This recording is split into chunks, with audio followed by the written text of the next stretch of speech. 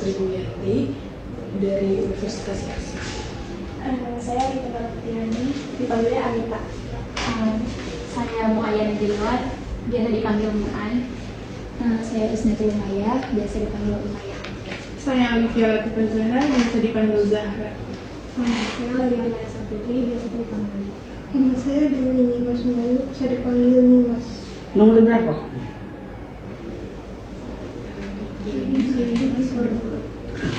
Oke. 3, 7. Kebetulan ada nambah satu orang lagi, jadi belum baru sisi. Bapak dari Sulawesi. Oke. Jadi di sini kami mau melakukan wawancara Ibu. Pertanyaan yang pertama itu kira-kira berapa tahun sih Ibu melakukan udah jadi auditor itu kira-kira udah berapa lama? Saya jadi auditor dari tahun 85. 1982. Saya bekerja di kantor akuntan Ernst & Young Santoso. 82. Lalu saya bikin sendiri tahun 91, 92.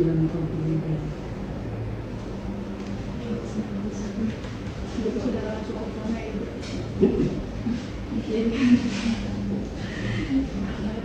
Selanjutnya itu sebelum Ibu menjadi auditor ini, kira-kira Ibu itu memiliki pendidikan apa sebelumnya? Dan kira-kira untuk menjadi auditor ini ujian-ujian apa yang sudah dilakukan sebelumnya? Jadi kalau pendidikannya sebenarnya saya SMA jurusan, kalau dulu dibilang pasti alam ya, jurusan matematika apa jurusan apa sekarang ya? IPA. IPA. Mau saya menjadi dokter.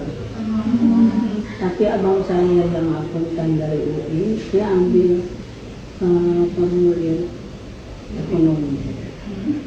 Akhirnya saya ketebur dari seorang akuntan.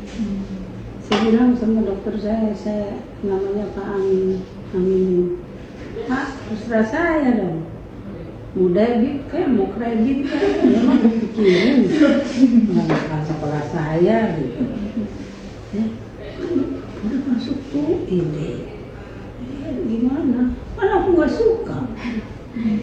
Oh, kalau jawabannya semaunya sih juga pasti angkat semaunya.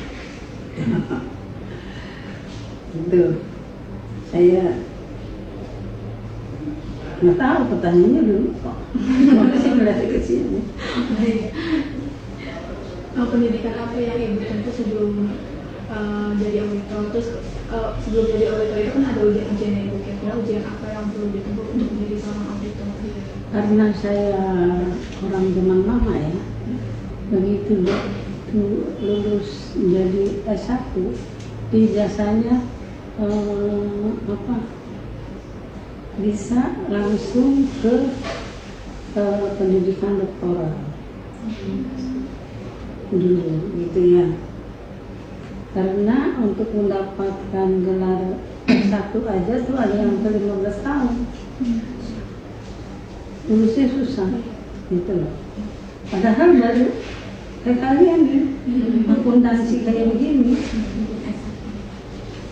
Mungkin kita satu kelas 300 orang dibagi 4 kelas 80-an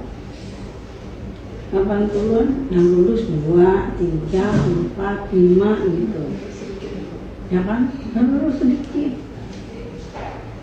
dan akhirnya kita kasih kelar, oh itu dosennya killer, lulusnya susah gitu loh. Jadi pendidikan cuma akhirnya nggak berputar kemana-mana. Begitu lulus itu udah akar di tangan, nggak pakai pendidikan apa-apa lagi. Sampai apa ini? Iya. Jadi saya lulus S1 udah langsung akar. Akar itu langsung dapat nomor register negara. Jadi saya bekerja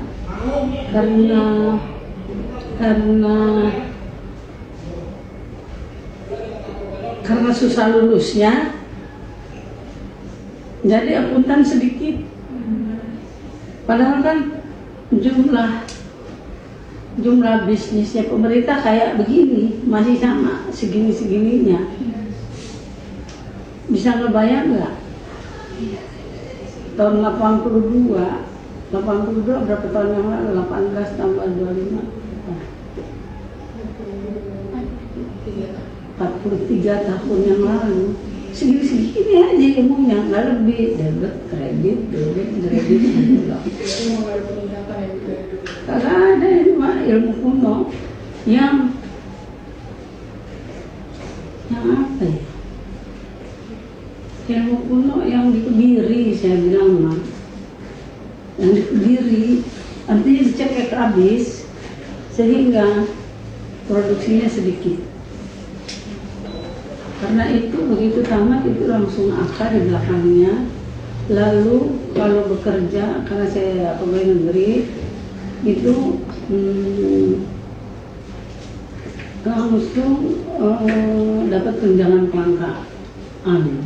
Maka dikit akuntannya, terus gaji, dapat tunjangan kelangkaan, dapat tunjangan khusus, gajinya 3. Saking sedikitnya itu sampai jadi benar.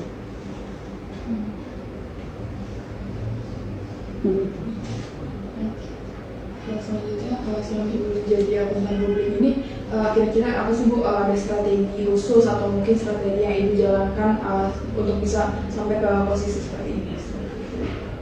Sebenarnya saya sih let it flow ya.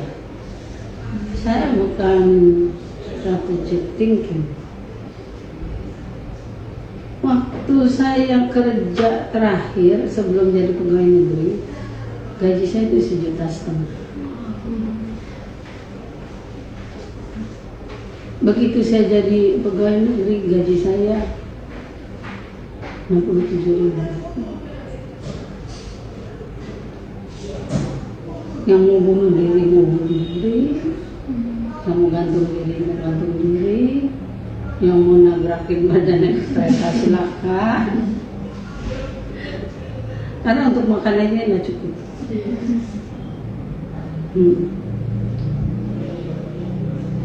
Jadi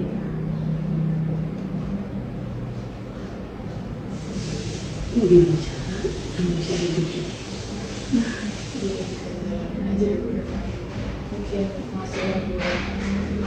Nggak cukup. Kalau makan aja saya ingat makan 15.000. 4 kali makan, sisanya mati. Gitu. Untung masih tinggal sama orang tua, itu aja untungnya. Terus udah gitu, ini kan tahun 2025. Datang nih berkunjung nih teman saya, namanya Cecep, ngasih kerjaan, Gris, dalam audit nih di sini gitu. Dia cerita, oh enggak, ini bos kamu ini dulu jadi pegawai negeri, orang belum datang dia sudah datang, orang udah pulang dia belum pulang. Gaji 67.000, ngapain gitu.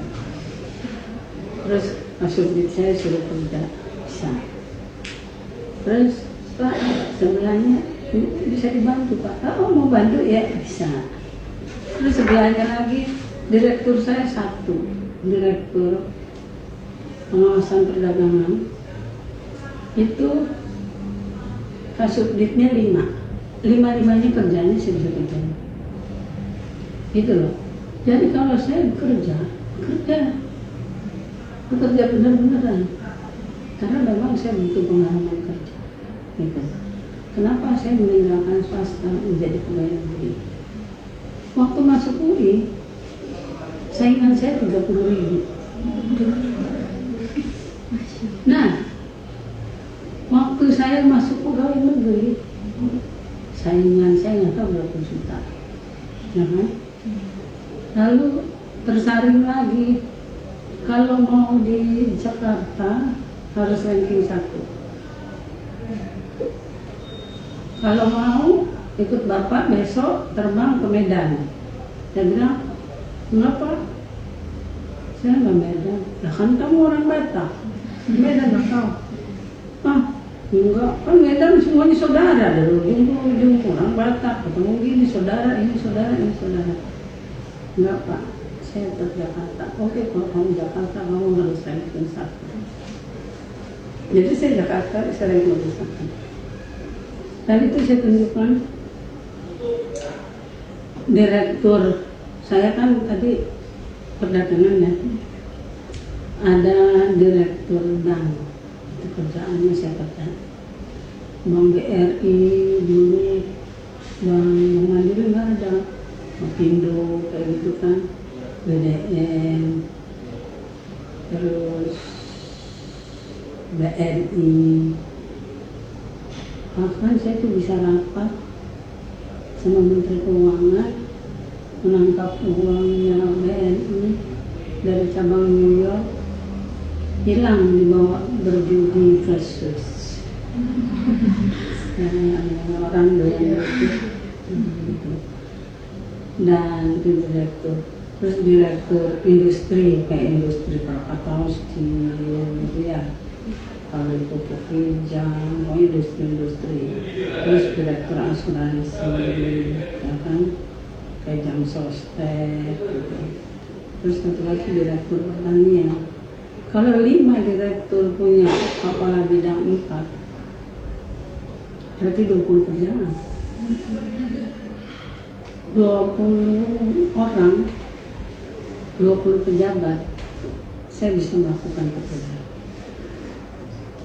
Mau dari bahasa Inggris ke bahasa Indonesia, Indonesia rapi kerja. Saya tahu saya tulisan saya jelek. Di depan banteng apa itu kan, banyak tukang ketik, saya bayarin, saya kasihkan. Bagus sih, jadi tahun 86 saya masuk, tahun 89 saya ke Amerika, 86, 87, 88, tahun kali saya kerja. Kakak saya menikah, saya bawa baju dari Jakarta. Terus sampai di sana, mama saya bilang gini, kamu jangan pulang ke Indonesia, ya. Di sini aja kamu sekolah. Sekolah apa? Saya kan aku. Ini benar. Saya bawa dari kampung orang Indonesia. Bahasa Indonesia aja kagak bisa, apalagi bahasa Inggris. Karena nggak tamat, jadi kalau nggak tamat sekolah dipecat, cari lagi, minta ijazah nggak ada, dipecat lagi, kasihan nggak kamu? Kasihan ya orang tua. Terus akhirnya saya sekolah sana ngejoki, tapi orang jelek menghibur. Saya bilang, teacher, can I have chapter 1? Padahal waktu itu belum ke floor rumah sakit nih. Kasih chapter 1. Wah, nilainya 8 gitu.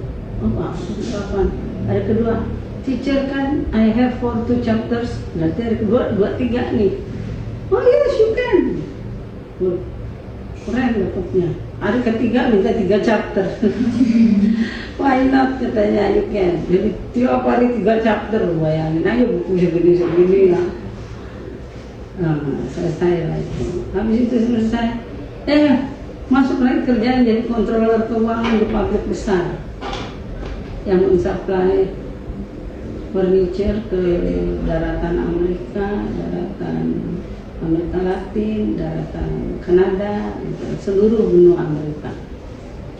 Dapat telepon dari direktur, Chris bisa balik nggak kerja? Enggak Pak, saya udah ada kerjaan. Oh, jadi yakin ya balik? Bilang Pak. Makasih ya Pak, ya terus. Terus, sudah kok marah. Dia bilang, kalian nih dibantuin sama Grisela, sekarang kita mau pulang loh. Dulu kalau disuruh kerja Grisela dikasih duit nggak? sih Pak, dia amplopin gitu. Tapi dia nggak mau, katanya bapak saya bilang kalau boleh terima uang amplop. Jadi waktu saya ke Amerika, mereka mulai goncang, yang nerjemahin laporan siapa, yang nerjemahin surat-surat siapa, dari Indonesia ke Inggris, dari Inggris ke Indonesia, terus rapat lagi sama pimpinan sampai ke Menteri Keuangan. Waduh, mereka pusing juga ya. Nah cerita si Cecep ya, kan udah di Amerika kan, Cecep sudah tadi, begitu lah. Ibu kalau kerja, saya mau jadi pintar, kan? Kalau saya namanya jurusan akuntansi, tadinya kan emang bukan itu. Iya. Iya. Karena saya pintar, saya kimia, matematika tuh juara 1. Ya, gitu. Dan di UI jurusan akuntansi sampai saya hafal setiap chapter itu pelajaran apa. Lu tuh dosennya apa bunyiin. Terus kalau bawa chapter dari sini ke chapter sini, satu-satu chapter aja. Ya kan Pak, ini kan berhubungan Pak. Oh iya. So, anymore. Mungkin kan sebagai seorang publik ini di mana kalau anak-anak muda itu merupakan pekerjaan yang berisiko itu. Apa sih Bu yang membuat Ibu yakin untuk menjadi seorang anggota muda? Terlanjur kecembur ya. Terbalik mah kagak akhirnya. Ini bukannya ilmu gitu loh. Kalau saya bilang keterampilan. Kalau saya nendang bola salah ya nggak masuk gawang gitu kan. Udah jelas. Jadi saya kalau nendang debit kredit jadi neraca gitu, ya kan. Tapi kalau saya jadi dokter kan menarik gitu. Ada orang nangis, aduh sakit kan lucu ngelihatnya gitu. Yang saya pikir kalau saya jadi dokter saya punya pasiennya akan sakit juga. Oh iya, orang gitu. Ini kan yang dipegang kertas itu asli palsu, ditipu, bikin-bikinan. Nah, itu gitu ya. Ada lagi? Mungkin sebagai seorang anggota publik ini ada sosok yang menginspirasi Ibu untuk sesuatu ini. Nggak ada, nyebelin semua. Iya. Karena ilmunya menyebalkan. Nggak ilmu yang tertarik gitu. Akuntansi ya, akuntansi kan kredit. Masa sampai 5 tahun. Terakhir teori akuntansi, terus akuntansi advance, terus akuntansi pemerintahan. Dan kalau nggak dapat kredit, ya kan? Sebenarnya udah lebih dari profesor lah ya, cuma megang debit kredit gitu. Kalau orang sakit kan, buset, ini kanker usus, menarik kan? Gitu. Nah ini mah enggak, kalau nggak debit kredit itu ngeselin. Dokternya mungkin ada sesuatu yang baru yang Ibu setiap kalinya bisa ada yang sakit apa mungkin. Iya bisa ngomong lagi. Enggak, ini kita malah diumpetin dokumen gitu. Kertas terus setiap hari. Itu dia, tahu kan?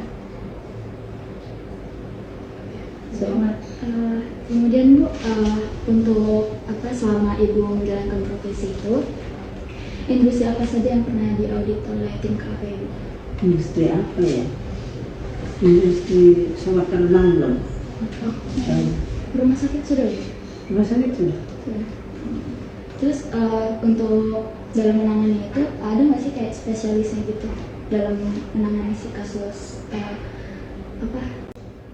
industri itu? Jadi spesialisasinya itu ya karena hanya karena bidangnya, misalnya perminyakan, saya perlu meng-hire insinyur perminyakan gitu loh, gitu. Jadi bukan karena dia akuntan perminyakan, dia nggak punya minyak apa kagak, cuma dari kreditnya masih nanya sama saya sebenarnya. Untuk spesialisnya itu ibu sering meng-hire orang-orang yang terkait dengan misalkan industri seperti apa yang bakalan ibu audit seperti itu? Iya. Tapi bukan masalah debit kreditnya, bukan masalah debit kreditnya, itu hanya karena spesialisasi di bidang itu, kayak misalnya rumah produksinya gitu kan, isinya di dalamnya apa aja gitu loh.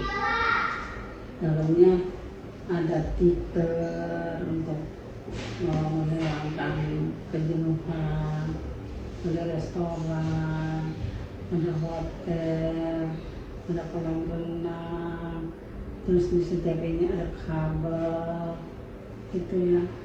Terus karena itu rumah produksi, dia harus punya cakram sampai ke dasar laut berapa kilometer.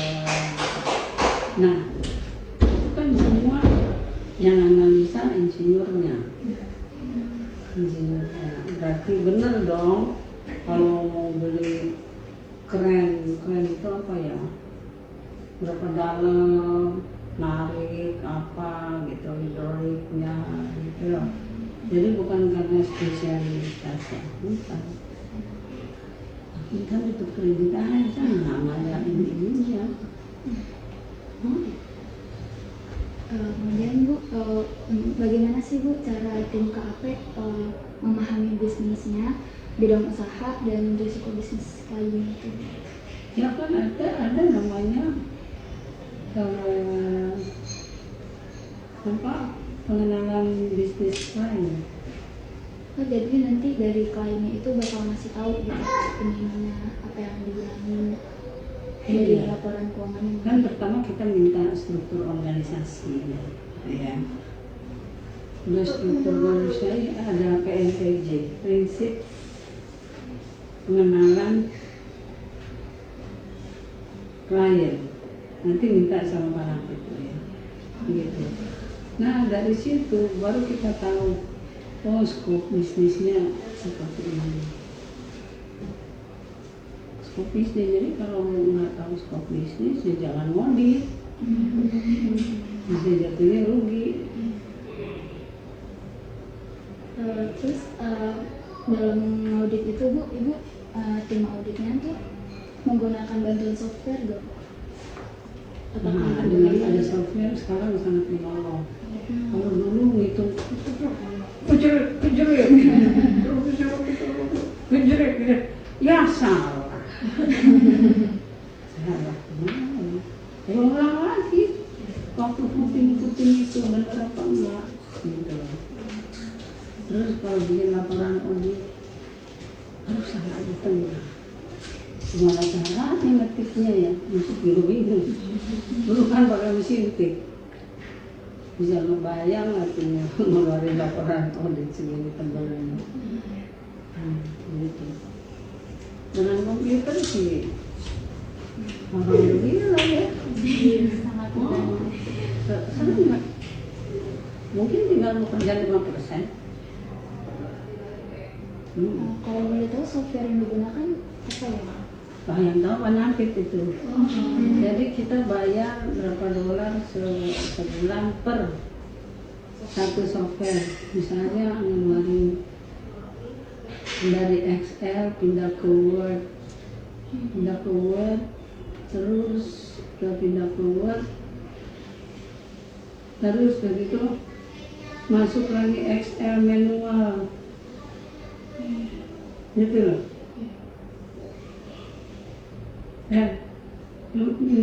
Kan udah Word nih, Word, terus Word manual lagi karena Word-nya itu masih berantakan, nggak bisa menjadi laporan dan banyak yang tidak terima laporan buka Excel karena Excel enak kan.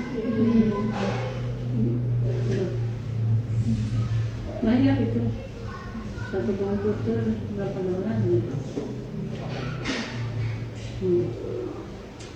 Selanjutnya, apakah KAP Ibu pernah menggunakan Atlas atau sejenis software untuk menyusun laporan audit? Wajib itu Atlas. Atlas itu kalau ada pemalsuan akan ketahuan dari Atlas. Gimana pendapat Ibu soal penggunaannya? Apakah cukup rumit atau Sebenarnya karena nggak bisa, nggak familiar ya, nggak sering. Kalau awak bisa karena biasa kan pasti bisa kalau biasa. Ini kan barang baru. selanjutnya kalau boleh tahu nih Bu, biasanya gimana cara KAP untuk menetapkan materialitas dalam proses audit? Apakah ada pendekatan khusus yang digunakan? Begini, saya itu waktu meriksa British Petroleum, kata manajer saya si John Ahmad dari Inggris, dia itu kepala kontroli auditnya EY untuk Asia Pasifik. Semua berharap itu jadi pimpinan saya. Oh no, brings just material, hanya yang material aja. Nah, you can imagine katanya. Kalau perusahaan minyak seperti ini kan 5 juta dolar kecil. 5 juta kan 75 ya.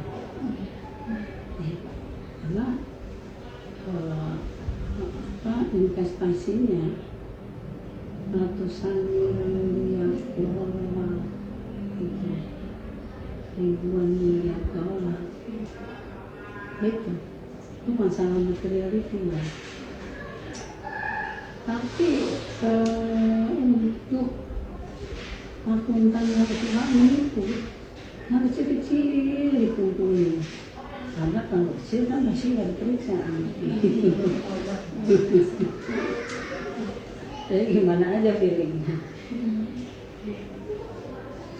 Kemudian dalam pelaksanaan audit kan ada beberapa prosedur seperti pengujian pengendalian, pengujian substantif transaksi, analitis, dan pengujian saldo.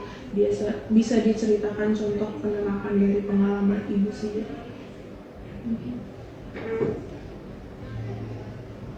Jadi kita memang tak uji ke internal control. Internal control itu di situ terlihat kita minta struktur organisasi. Karena elemen internal control banyak.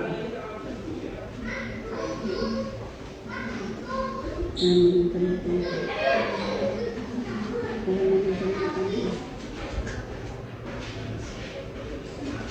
Coba ambil kertasnya nyatet. Terus apa?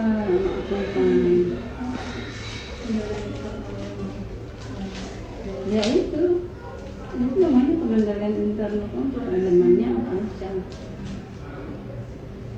Coba dicatat elemen internal control. Jadi elemen internal control satu itu elemen kontrol trustworthy. Jangan pernah mempekerjakan orang yang tidak bisa dipercaya. Ya. Yang kedua adalah dia itu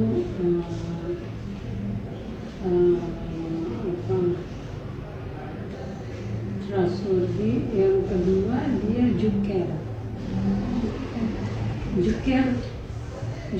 dia peduli sama pekerjaan. Juker. Terus yang ketiga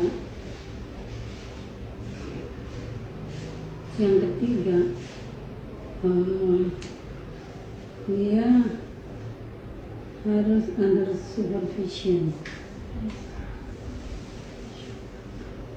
harus di bawah pengawasan. Jadi akuntan itu dengan dibiarin sendiri nanti bisa nipu perusahaan. Terus segitu-gitunya diawasi, apa ini prototip.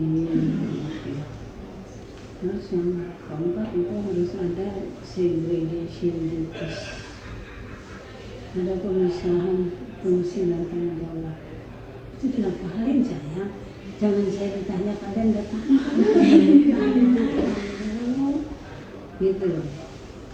Nah itu elemen satu. Elemen yang kedua adalah penyimpanan arsip, penyimpanan dokumen. Ada tuh tadi di situ. Pas dicari di situ udah diangkut sama orang, sama tukang sampah, atau sama orang yang ingin melakukan penipuan di kantor, ya kan? Iya, penyimpanan, ya. Terus yang itu lagi dia harus ada sidang jadi pengawasan mendadak. Jangan bilang saya mau ngisi uang kas nih hari ini, wah gitu sendiri sampai mentret. Iya, sidang. Jadi mendadak itu diperiksa mendadak di tempat. Terus apa lagi cari untuk mengkontrol tidak mudah gitu, karena dengan internal kontrol perusahaan berjalan dengan baik.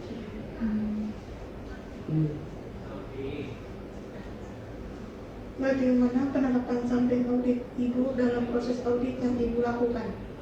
Nah, bagaimana? Lu nanya nanti nggak yang ditanya? Hah? Pilih yang paling beresiko. Nomor berapa tuh yang kamu tanya? 13. Itu 13. Iya. Nah, bagaimana sampling audit? Sampling itu ada berapa jenis? Statistik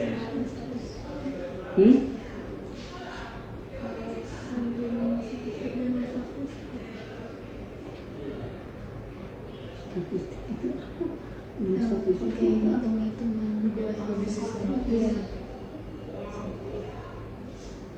gini, itu kan baru nomor 1 secara sistematik, secara sains. Terus yang kedua apa?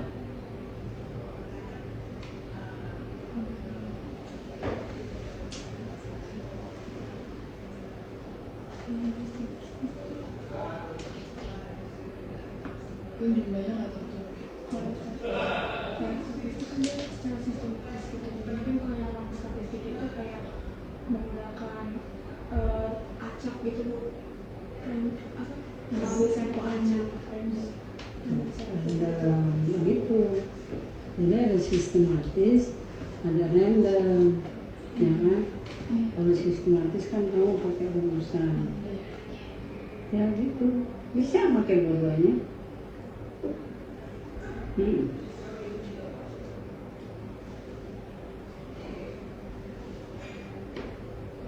Keseringan si orang pakai random ya. Atau yang ketiga hanya yang material aja lah. Yang diambil. Nah, yang gede-gede. Bisa beli. Terus bagaimana proses penyelesaian audit yang dilakukan hingga seorang akuntan publik dapat menerbitkan opini dalam melakukan audit independen? Nah, gimana di bukunya? Menurut kamu gimana? Kan mau jadi akuntan nih, ya kan? Terus audit sudah selesai. Audit kan cuma nyocok-nyocokin ini dengan ini, jadi kan internal kontrol kan berjalan. Terus bagaimana menerbitkan laporan opini secara independen? Independen itu apa ya? Independen itu diri sendiri. Independen apa? Kalau independen dia berdiri sendiri. Berdiri. Ya kita kan memang berdiri atas kaki kita sendiri. Enggak dalam hal itu si auditor itu tidak memihak siapapun, dia melakukan independen.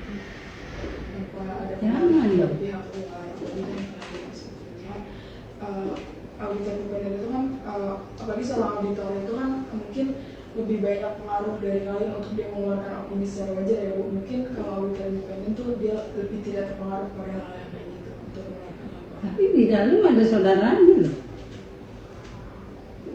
Terancam dong saudaranya kita.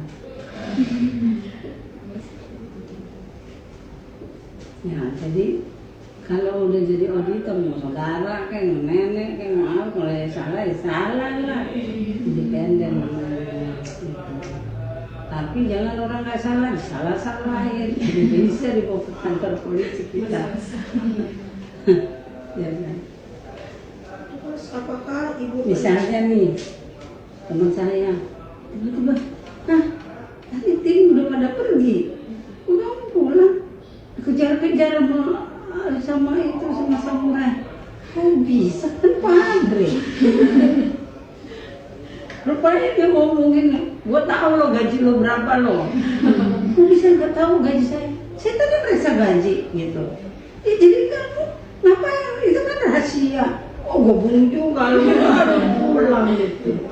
Ya, jadi artinya independensi dijalanin, tapi yang namanya konfidensial, rahasia, gitu, boleh diubah. Maka apalagi kalau rahasia itu rumus mau bikin kado-kado, ini enak nih rumus. Ini yang kayak gini restoran gue udah tahu nih. Udah tahu nih rahasianya begini, bisa dituntut kita sama pengadilan. Padahal semua orang tahu bikin gado-gado kan, tapi ada sedikit yang membedakan. Nah, apa itu? Mungkin kalau gado-gado mungkin ya Bu, kalau gado-gado mungkin dari kacangnya mungkin jadi sampai dulu atau pakai kacang mete yang mungkin jadi rasanya berbeda ya. Premium nih. Kebetulan mama saya itu Bu, gado-gado. Jadi gado cahaya kota. Tahu cahaya kota ya, gitu. Baru saya tahu. Dulu kantor saya di sini agak ada kereta sedikit, terus seberang sini cahaya kota. Di apa depan rumah itu gado-gado 3.000. Kok sama dia 50.000? Itu kayak kacangnya sekarang saya apa kacang mete dia pakai kacang beli aja tukang kacang mete sanggup mahal gitu.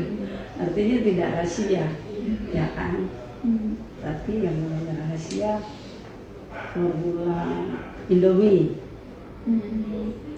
ya kan, formula Indomie ya udah jelas lo dulu kan pemegang saham antara Indomie dengan mie telur ya kan, tadinya mereka sama-sama buka Indomie gitu, mie telur, oke kita bikin Indomie kata mie telur, berarti kan pelopornya si mie telur ya. Tapi mie telur terlena dengan mie telur, si Indomie udah dapat formula Indomie, sehingga dalam setoran saham, nah setoran saham udah terlena. Tiba-tiba yang sama udah nyetok 1000 kali yang ini. Dia nggak tahu itu sampai tahun keberapa, usahamnya naik terus, dia ketinggalan, jadi tinggal 1%. Enak. Dia pemilik, ya udah keluar aja jadi mie telur. Itu dulu dia yang pelakunya. Ya, kok jadi lari ke sono? Apalagi? Apakah Ibu pernah memberikan opini selain wajar tanpa pengecualian? Jika iya, opini tipe yang mana dan dapat dijelaskan kondisi apa yang terjadi sehingga diberikan opini tersebut? Oh sampai itu opini disclaimer. Saya tidak bersedia. Ya kalau nggak bersedia, saya nggak bayar loh. Tidak apa-apa. Nggak dibayar nggak apa-apa. Jujur ya. Gak apa-apa. Terus apa kamu udah dibayar lunas, pulangin. Itu ada 8 laporan dia pulangin 8 gitu loh artinya. Ya kalau memang jatahnya itu tidak wajar lah. Orang tahun sebelumnya dia dipegang sama kantor akuntan yang udah dicabut izinnya. Tahu kan? Ada 5 kantor akuntan yang dicabut izinnya. Terus habis itu saya audit, udah dibayar semuanya. Wah nggak bisa dong, nggak bisa ini, kenapa ini opininya kayak gini? Nggak bisa, kan saldo awalnya saya tidak yakin. Orang saldo awalnya dari kantor akuntan yang udah dicoret. Nah itu pas di pertanyaan kamu sih, kamu ya. Ya ibu. Oke, sama.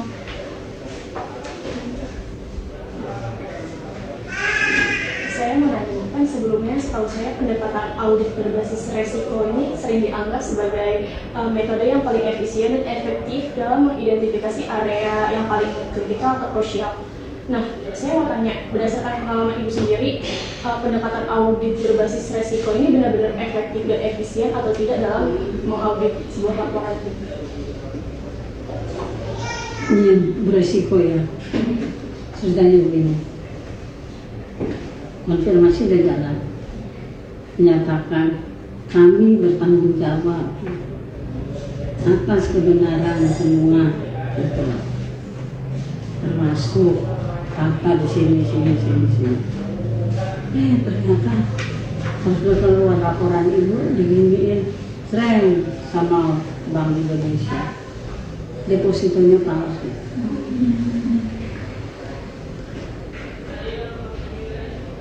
Ibu dimarahin sama OJK. Saya bilang, saya udah kerja di situ, jangan banting-banting meja. Sebelum di situ duduk di sini, saya sudah di sini berdua. Lihat nih rambut saya. Bukan kamu harus menghormat saya tidak minta. Tapi dari kesopanan kerja, kalau saya salah, bilang saya salah. Ya, saya tahu teriak-teriak di situ. Beneran, ini Departemen Keuangan. Sebelum kamu jadi OJK, saya di sini jadi pemeriksa keuangan negara. Mengerti nggak? Walaupun di situ pimpinan saya ada yang namanya kesopanan. Batas-batas ya kan? Ya tapi kan depositonya palsu. Ya kalau palsu kan urusan dia, lihat dong dibikin pernyataan bahwa semua asli dan benar. Dijawab sama bank juga benar. Jadi mesti mau apain? Karena semua orang bilang Indonesia benar. Lo korupsi lo. Oh penjara loh, bisa nih udah jelas dia nyolong. Tapi semua bilang yang nyolong itu benar. Ini semua gimana? Saya dibawa ke pengadilan, saya bilang sama hakim, saya jadi nggak bisa menurut nih. Aduh pusingnya kan sama sih, ngapain saya ke pengadilan? Ya karena ibu ini tidak pernah berpengadilan, karena itu hukumannya tidak ada. Iya Pak, orang ownernya bilang dia bertanggung jawab, semua asli dan benar. Ya kalau dia nyolong urusan dia, nggak urusan saya, kok dibebanin ke saya. The very crucial point that it have ever happened to me. Iya, lucu. Kan semakin kesini semakin kompleks transaksinya kan Bu.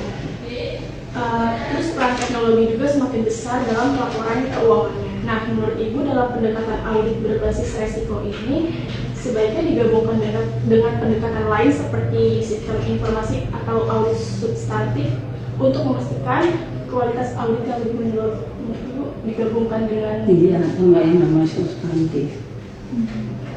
Tes itu cuma dua, kalau nggak compliance test, substantif test. Compliance itu internal kontrolnya, dia internal kontrolnya. Ada verifikasi, ya kan? Ada terima barang, ada kartu stok, internal kontrol.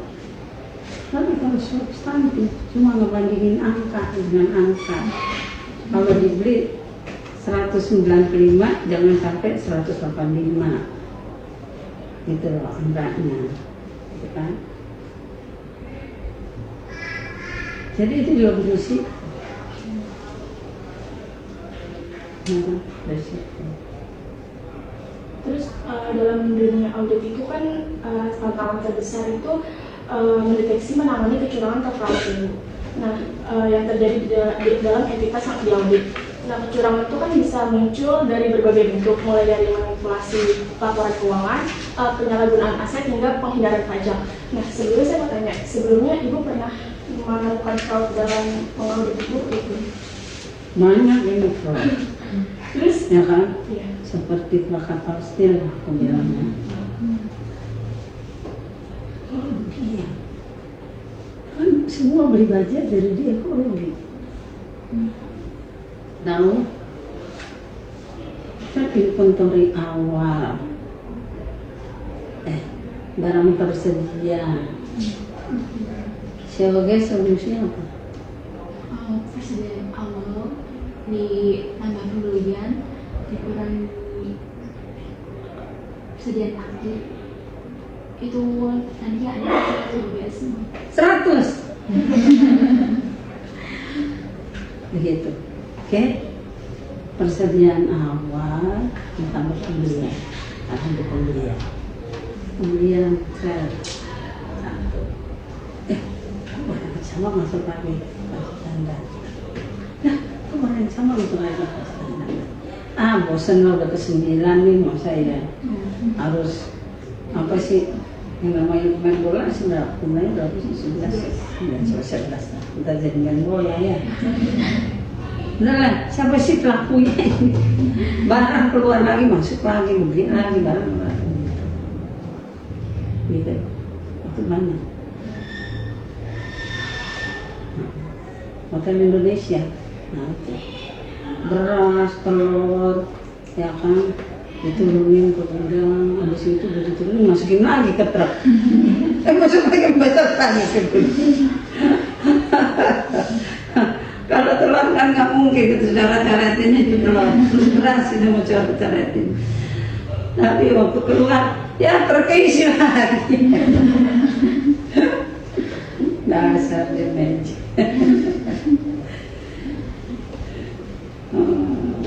Mau berapa lagi ya? Lalu kan Ibu tadi kan banyak kan Bu menangani fraud. Nah, menurut Ibu mengidentifikasi fraud tersebut, terus apa sih langkah-langkah yang konkret yang Ibu ambil untuk menanggapi hal fraud tersebut? Oh, saya masukin dia ke penjara. Ya kan? Direktur itu masuk penjara. Waktu saya mengawas keuangan negara. Itu maksudnya juga kan? Iya. Yang dilaporkan. Apa nih? Nah, terus kan jadi auditor itu nggak hanya bertugas untuk memastikan akurasi laporan keuangan kan Bu, tetapi juga untuk mengidentifikasi potensi adanya fraud dan memberikan penilaian yang objektif terhadap dampak baik dalam laporan audit maupun opini yang diberikan. Nah, menurut Ibu temuan fraud yang Ibu temui selama audit itu mempengaruhi keputusan Ibu dalam memberikan opini audit atau enggak? Jadi sama-sama nih masuk Hotel Indonesia. Dek, gitu. Sama ini. Siapa yang bilang adiknya? Adik sih, bapak kan di Polda itu pagi jam 4 sampai jam 11 malam belum tidur udah ngelapor lagi. setahun atau 2 tahun itu saya lupa. Akhirnya bapak turunin 25 mobil Mercy baru. Saya bilang, emang saya pikirin Pak, jangan panggil saya adik Pak, saya pemeriksa keuangan negara, panggil saya ibu ya.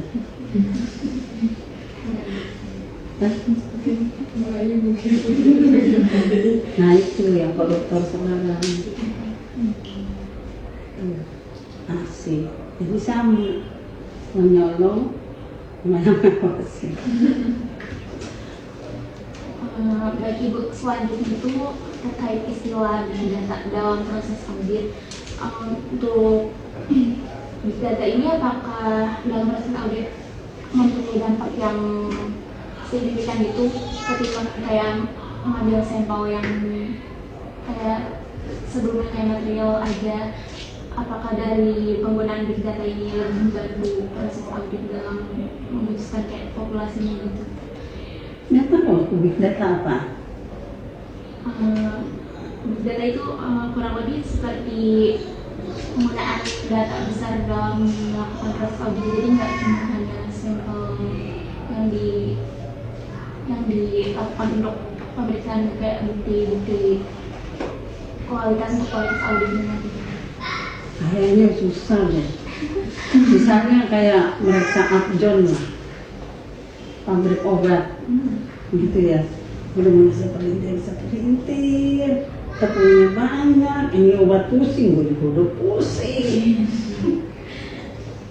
Terus udah gitu ordernya banyak, sehari ratusan, mau lari kemana?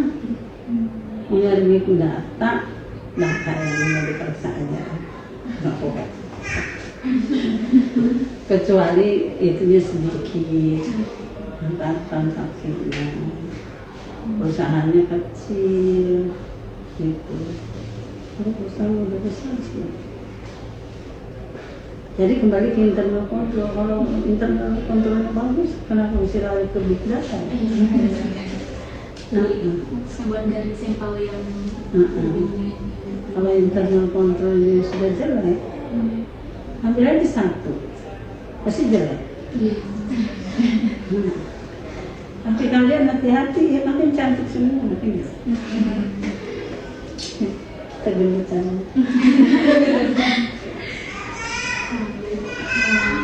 Untuk ini pertanyaan terakhir nih Ibu. Jangan dong, kita mau berpisah. Mungkin nanti di kesempatan lain insya Allah Ibu. Untuk pertanyaan terakhir ini, ada nggak sih pesan untuk kami sebagai akuntan di kedepannya untuk menjadi akuntan yang profesional seperti itu gitu? Nah, aku mau satu lagi nih, namanya ditulis di sini. Nanti ku cari kalian kalau sudah jadi akuntan.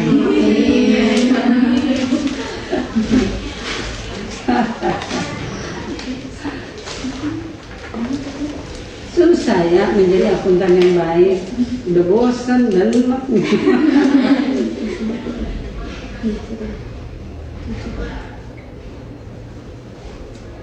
Coba aja lah ya, kalian mungkin nanti jadi internal ya, tanggal 1, tanggal 2, tanggal 3 Januari, Februari.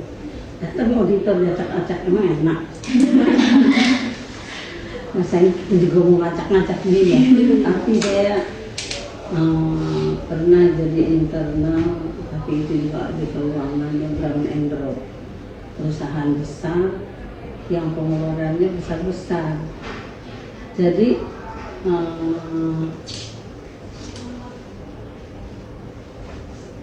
apa tuh pengeluarannya besar-besar, dolar lagi.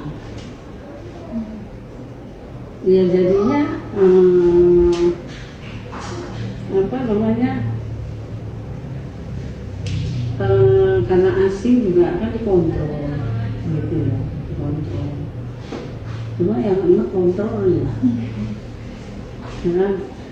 Jadi saya itu sudah selesai tanggal setiap itu tanggal 4 lah ya, tanggal 4.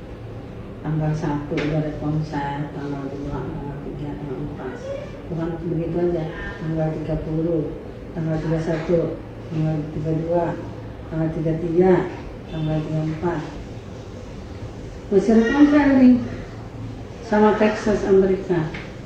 Tanggal 36, tanggal 37 unuknya. Udah pulang orangnya yang malam di sana.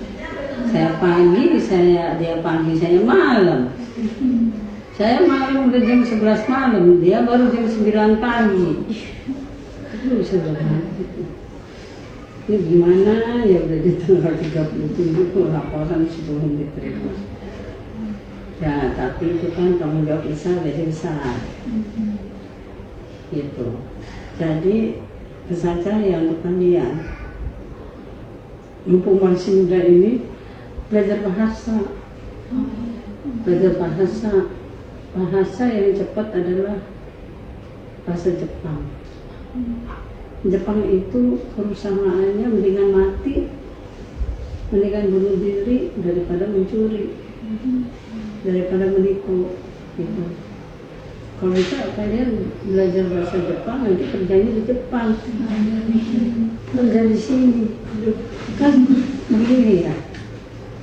Tanggal berapa sih harus tanggal 10 di Indonesia ayo di Bank DN, ayo Bu berdiri ya.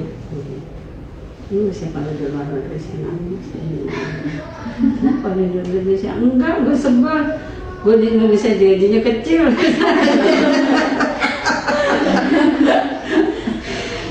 Begitu. Maksud saya jangan salah pilih, nanti ada yang dijual di jalannya. Belajar bahasa Jepang. Cari tenaga kerja pengiriman, tenaga kerja Jepang, gajinya gede. Atau kalian di sini di Indonesia, TOEFL-nya dikejar. You have to speak English now. Without English speaking fluently, you have a low salary. You ever think about that?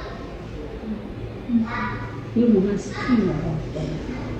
Because you is here. Ever you think that I got salary only 65,000 crores, I left 1.5 million. Crazy like this. Ini money, tapi nggak korupsi. Gitu. Ini kalian baru-baru ya. Saya untuk yayasan, saya ingin dari SD. Jadi bilang kalian saya cari nih, teman-temannya. Anak SD itu, saya lagi kerjasama dengan dengan kedutaan doain ya, supaya saya bisa membina anak SD. Jadi anak SD saya start dari Jogja. Tanggal 19 Mei ini saya di Jogja bersama teman sekolah saya tuh Menteri Keuangan Agus Martowardoyo. Teman sekolah saya yang dikasih gedung ini juga Pak Yahya Setiadi, pemilik BCA. Gitu loh. Jadi saya mau ketemu Bunda Ratu, saya dipilih pembina pedagang kecil UMKM di Jogja. Di Jogja saya terpilihnya itu juga pakai akta pendirian, pakai notaris gitu.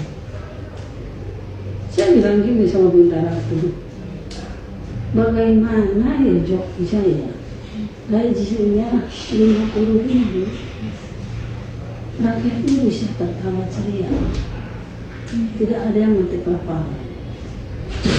Saya ingin nanti membangun Jogja tujuan, jadi anak sekolah tidak boleh ada PR. Di rumah harus nyuci, nyapu, ngepel.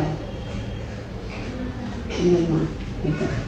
Nanti dimodalin beberapa anak memelihara ayam. Ya, nanti apa telurnya dimakan akan kelihatan. Kalau nggak telurnya dimakan, telur jadi ayam jadi telur. Jadi ayamnya banyak, nanti telurnya banyak. Gitu. atau yang bebek nanti ada kolam, bebeknya bisa makan cacing di kolam itu, piara bebek yang mana mereka suka gitu. Jadi sejak SD anak ini harus mengenal yang namanya kerja, harus mengenal yang namanya susahnya orang tua mendapatkan uang, bukan suruh dia mata duitan, supaya dia tidak jadi korban narkoba, korban seks, korban pergaulan bebas, korban HP, begitu. Jadi udah ngerti kan, walau kalian Islam, saya Kristen, kita sama-sama agama Ibrahim. Kalau saya bekerja seperti itu, kan 5% cuma Kristen, berarti yang saya tolongkan anak-anak Islam 95%. Sokong saya gitu ya. Islam yang saya akan kembangkan, jangan jadi Islam penipu yang ada sekarang, koruptor, ya kan? Katanya gini, saya nggak punya istri sih, cuma saya punya pacar 3. Ada beda, mengajar anak, gitu. Walaupun perempuannya itu pelacur dan dia punya uang, kalau dididik dari kecil, anak itu beragama, itu dia akan jijik menghadapi semua situasi yang sekarang diminati oleh kaum politik. Saya harapkan kalian jadi pekerja yang bagus, nggak usah berpolitik, beneran. Saya ampun kalau yang itu, saya ampun kalau kalian berpolitik, duit banyak, pacar banyak, ini nggak gitu kali gitu. Itu yang saya mau masuk, yang sekarang otaknya udah salah nih. SMP, SMA, saya mau dari SD, dilurusin dari SD, dirapiin, gitu. Sekarang umur saya 70. Kalau saya lihat 10 tahun lagi saya umur 80, saya nggak mau jadi rentak dari buta dari 97. Saya akan lihat anak-anak itu yang sekarang umur 16, umur 6 tahun jadi 16. Berarti rata-rata mereka SMP dan calon SMA. Apakah mereka itu masih gandrung main HP, ya kan, nonton TV, begitu loh. Dan jangan kayak saya nggak pernah kerja, pas masukin infus nggak bisa masukin infusnya, nggak pernah kerja. Ini anak manja, anak nomor 7, kakak saya cuma gendong-gendong saya. Jadi kalian kerja di rumah, nggak masukin infus. Nih, buat ini, coba ini digendong infus nih. Tuh, digendong, bisa nggak? Digendong. Nah infus ini, infus nggak benar, ya. Boleh bilang nggak benar karena saya nggak bisa masuk, karena ada bumbu dalamnya. Kami nggak pernah kerja, gitu, nggak pernah kerja. Jadi salah mama saya, kakak saya salah. Saya jadi tersiksa kalau ke dokter. Jadi kalian kerjain apa saja, apa saya kerjain, kerjain. Saya kerjain cuma nulis. 20 laporan saya kerjain mungkin 2 hari atau 3 hari, gitu loh. Di 5 direktur di BPKP kan, tapi saya nulis. Jadi pembuluh darah saya nggak ada. Saya tidak bisa duduk kan. Jadi mumpung kalian gini, kerja bener. Apa aja kalian kerjain? Mau bawa kayak orang dulu di gym. Ya gym berapa? 2,5 juta.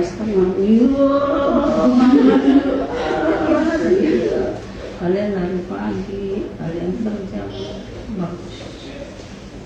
Bagus semua. Sekarang sih baru masuk nih, sakit semuanya, ini sakit. Ini nggak bisa masuk obat segede gini, segede lidi itu. Obat yang nggak bisa masuk. Pindah lagi ke sini, segede lidi, pindah lagi ke sini, pindah ke sini. Aduh. Saya bilang sama suster, stop. Saya mau semua obat dicabut, ini harus dicabut, saya mau pulang. Wah bisa dong Bu. Nggak bisa, saya cuma mencret 8 hari di sini. Maksudnya apa? Saya harus pulang. Gitu. Ya tapi dengan pulang paksa, apalah judulnya boleh sih pulang. Tapi kalau ibu sakit, kita nggak terima dong. Nggak apa-apa, gua ke dukun, nggak perlu. gitu loh. Tapi penyesalan kan datangnya belakangan. Jadi saya mau nanti anak-anak itu yang masih kecil pada kerja apa aja. Supaya gitu kerja, ya.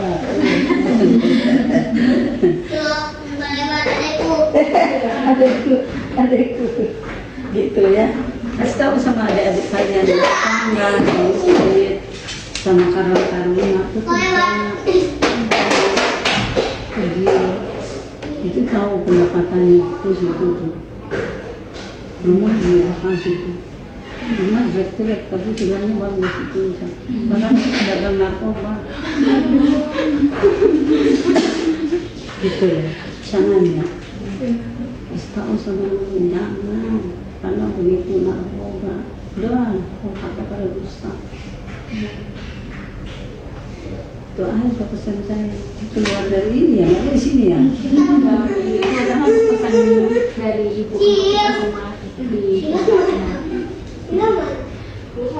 kemudian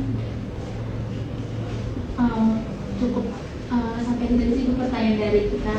Terima kasih banyak atas menyempatkan waktunya sudah mau menjawab beberapa bahasan pertanyaan. Ini jadi informasi dan pengalaman yang baik banget buat kita. Jadi kita tahu nih secara praktiknya audit di kaitannya ini. Jadi partner saya di Pekanbaru, Haji Al-Hudri, ngajar di Universitas Islam Riau. Datang ke sini, nangis. Kenapa nangis? Kenapa kau nangis? Saya ke kedutaan, kagak dikasih visa. Udah berapa kali? Udah 2 kali. Orang kedutaan mau gini, benci sama Islam. Ngajarin siapa yang sama Islam? Ini kan saya udah jelas mau ke Amerika dipanggil ngajar. Nah, ini Amerika manggil lo ngajar, kan gak benci.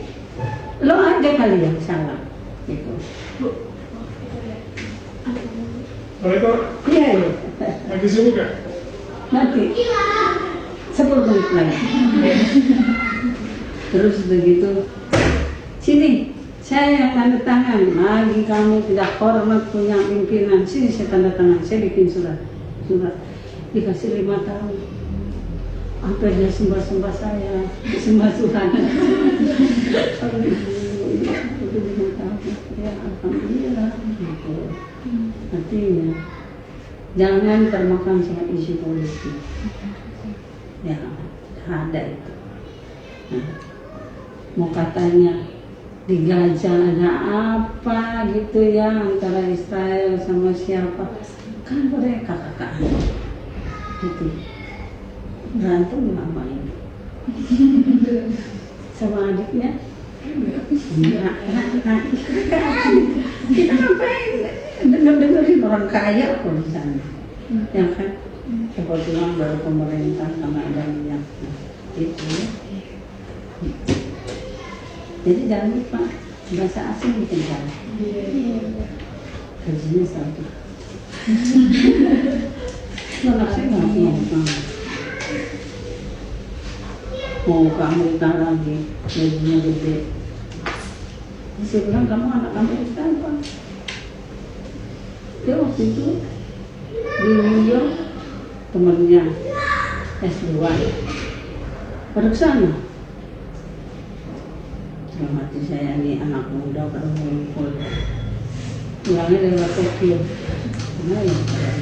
katanya lewat Los Angeles jadi setelah punya kakak saya bikin dia jadi pembantu terus ya nggak bisa cuma 2 jam tadi ini sih 8 jam saya obatnya sekarang cuma 2 jam bisa lah kan biar bawa tua. Saudara saya itu warga negara saya sana semua. Saya nggak lihat rumah tua, habis kamu minum air di rumahnya, pulang kamu ke rumah. Oh iya kalau itu boleh, dijemput, terus, aku mesti balik ke airport ke rumah tua nih. Nanti saya disangka teroris nih, nggak boleh pulang di sini. Darah, harap masuk ke pesawat mau berangkat. Biarin. banyak kok gitu yang banyak punya kerjaan nggak berangkat. Di sana tau nggak kerjanya nyapu, ngepel, masak, nyuci baju, gajinya $7.500. Udah sekarang pintar masak, nyuci sendiri, gitu loh. Pintar asal nggak punya. Tuh saya mau bikin begitu anak Indonesia supaya dia itu di pelajaran gitu. Karena di rumah kan itu kan yang bapaknya jadi berkah. Tuh tidak berdoa yang dilakukan sama orang tua anaknya bisa. Tapi kalau orang tua marah-marah karena anaknya bangga, susah Indonesia.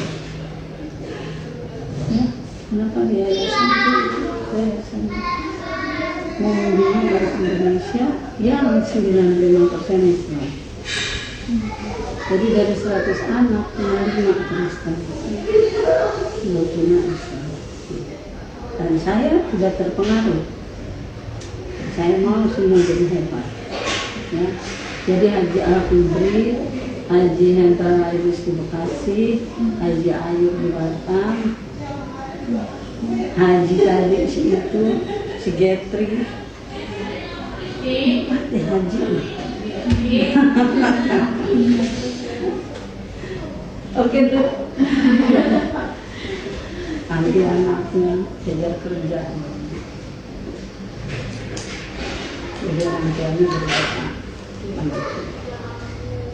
Oke, kamu can you speak English with me, can? Yes, I can. I will. Sukses ya.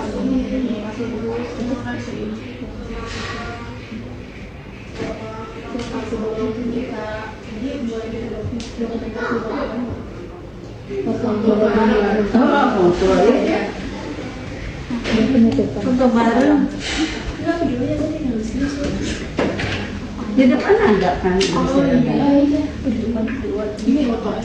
Oh, foto sini aja. Oh, foto di ruang ini aja deh.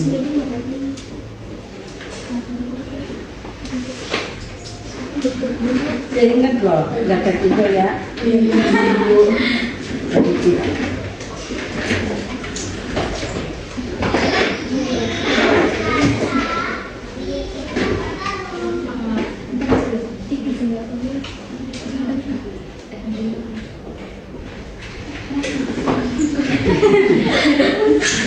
Oh iya, yang begini, yang batik.